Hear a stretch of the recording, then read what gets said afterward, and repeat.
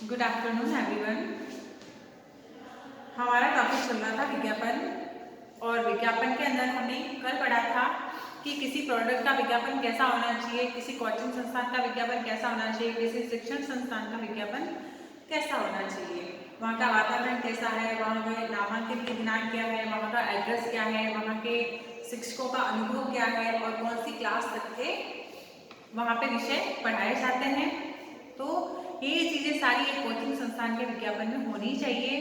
और आज का जो हमारा विषय है वो है स्वच्छ भारत मिशन के लिए लोगों में जागरूकता लाने के लिए 25 से 50 शब्दों में आपको विज्ञापन लिखना है। ठीक है, आपके पास 4 विज्ञापन आएंगे, तो आपको उसमें से 2.5 मार्क्स के आपको 2 विज्ञापन लिखने हैं। तो उसमें आपके सब्जेक्ट कोई भी आ सकता है, कोई प्रोडक्ट को आपको सेलिंग के लिए आपको दिया जा सकता है कि उसके लिए आपको 25 से 50 शब्दों में विज्ञापन लिखना है। और आपको ये इस तरह का कि स्वच्छता अभियान के लिए आपको 25 से 50 शब्दों में विज्ञापन लिखना है, या फिर हस्त निर्मित कला प्रदर्शनी का आयोजन है उसके लिए आपको 25 से 50 शब्दों में विज्ञापन लिखना है। तो विषय आपको कोई भी दिया जा सकता है। तो आज के जो हमारे 2 विषय हैं, हम हर दिन अलग अलग विषयों पर चर्चा करेंगे कि कल प्रोडक्ट के बारे में हो गया था, शिक्षण संस्थान के बारे में हो गया था, तो आज हमारा है हस्त निर्मित कला प्रदर्शनी का आयोजन और स्वच्छ भारत मिशन अभियान के बारे में लोगों में जागरूकता लाने के लिए आपको 25 से 50 शब्दों में आपको विज्ञापन लिखना है।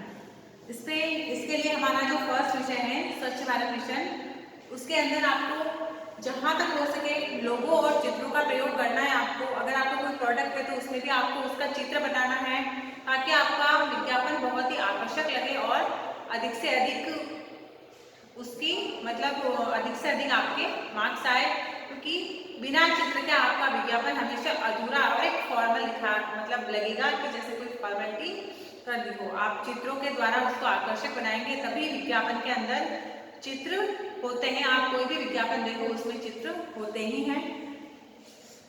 तो सबसे पहले हमारा कोई मिशन है, अगर उसका लोगो आपको पता है तो आपको पहले लोगो बनाना है। जैसे हमारा स्वच्छ भारत मिशन का ये लोगो है, इस तरह से चश्मा बना हुआ है गांधी जी का, राउंड एक सर्किल के अंदर स्वच्छ लिखा हुआ है, दूसरे सर्किल के अंदर हमें भारत लिखा हुआ मिलेगा। तो इस तरह का आपको लोगो बनाना है। और एक कदम स्वच्छता की ओर, सबसे पहली लाइन हमारी एक कदम स्वच्छता की ओर।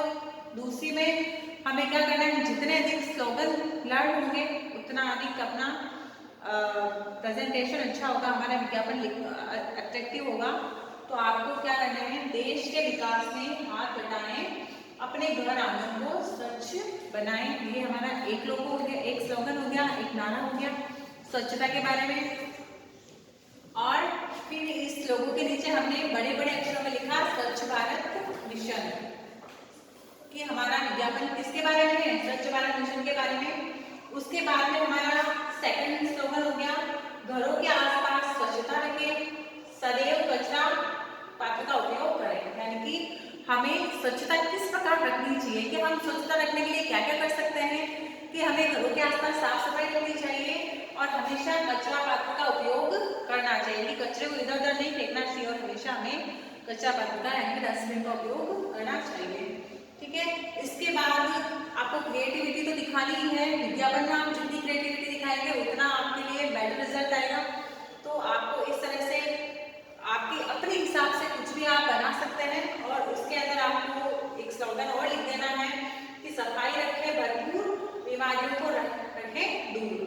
ठीक है, सफाई रखें भरपूर, बीमारियों से रहे दूर या बीमारियों को रखें दूर, आप अपने हिसाब से लिख सकते हैं इस चीज को। उसके अलावा स्वच्छ घर स्वच्छ भारत, जब भारत का हर घर स्वच्छ रहेगा तो भारत भी स्वच्छ रहेगा।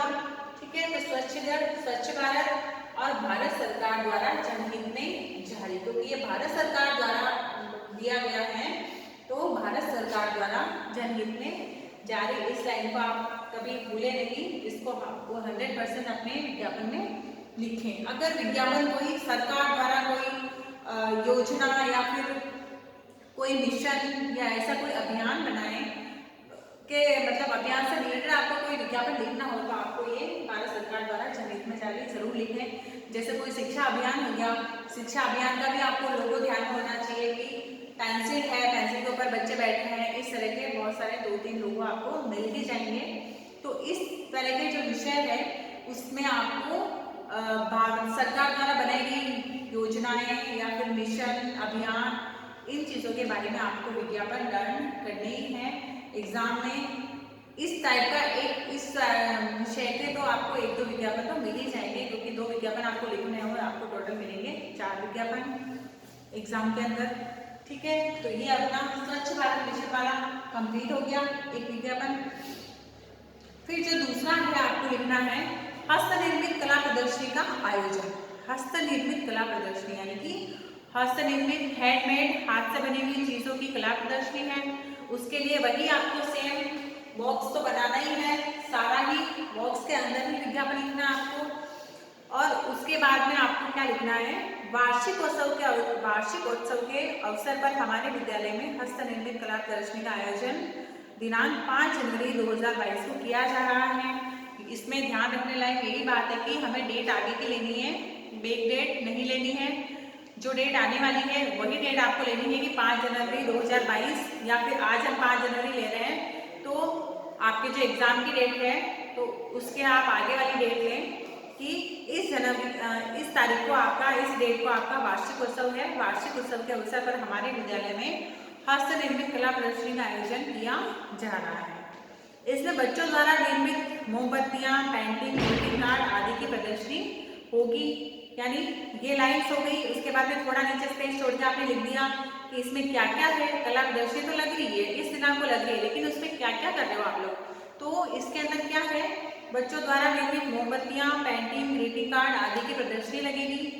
और फिर थोड़ा स्पेस छोड़ के आपको लिखना है कि इस प्रदर्शनी में अभिभावक भी साथ पधारे और विद्यार्थियों का उत्साहवर्धन करें। यानी कि इस प्रदर्शनी के अंदर अभिभावक भी बच्चों के साथ पधारें और बच्चों का उत्साहवर्धन करें।